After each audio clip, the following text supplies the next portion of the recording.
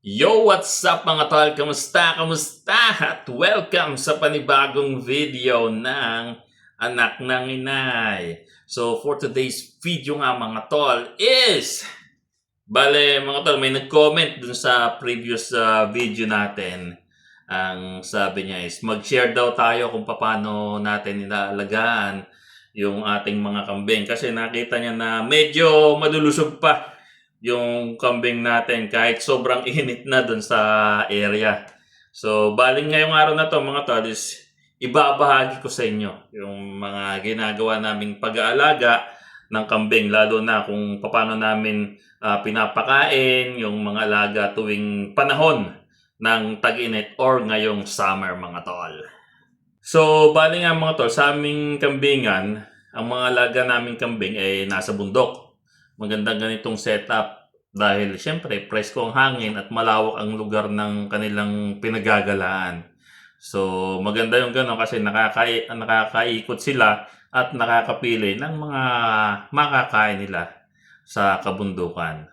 Pero syempre tuwing summer naging problema ang kakulangan ng pagkain kasi nga halos wala na talagang damo na makain dahil tuyot na yung kapaligiran doon sa bundok.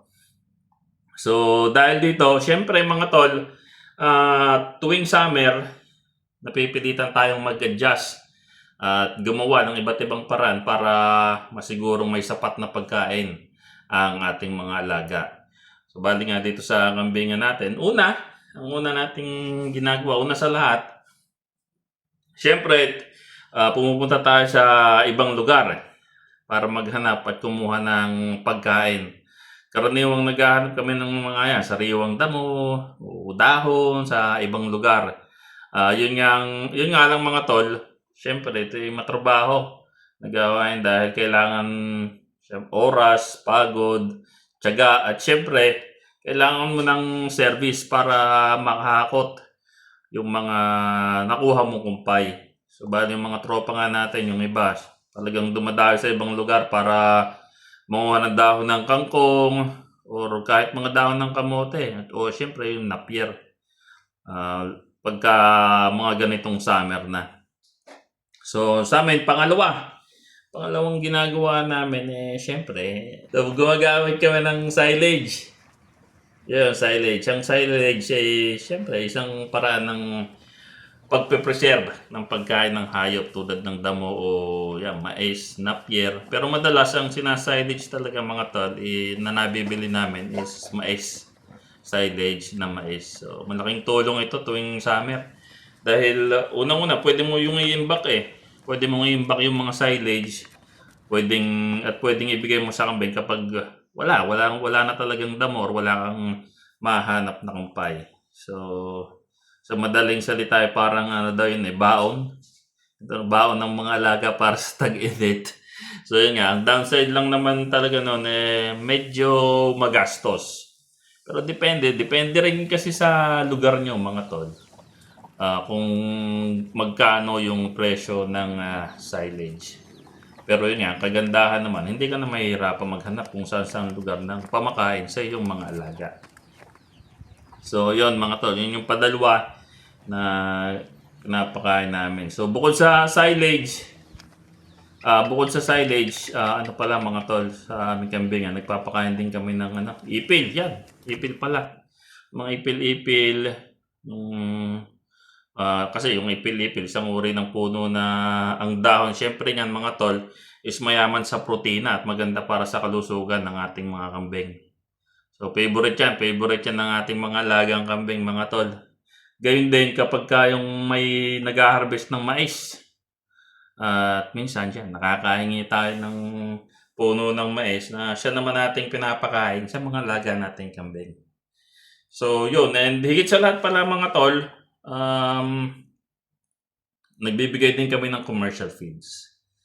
So commercial feeds mga tol. So ito ay parang masigurong nakakakuha sila ng sapat na nutrients tulad ng syempre vitamins and minerals na maaaring kulang sa natural na pagkain tuwing summer.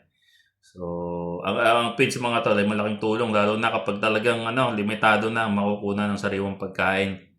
Madaming brand ng commercial feeds na pwede sa kambing, mag-ask na lang kayo sa pinakamalapit na agri-supply sa inyo kung ano ang available. Para kung ano yung available sa area nyo, yun na lang yung gamitin nyo para hindi kayo mahirapan just in case. So, yun.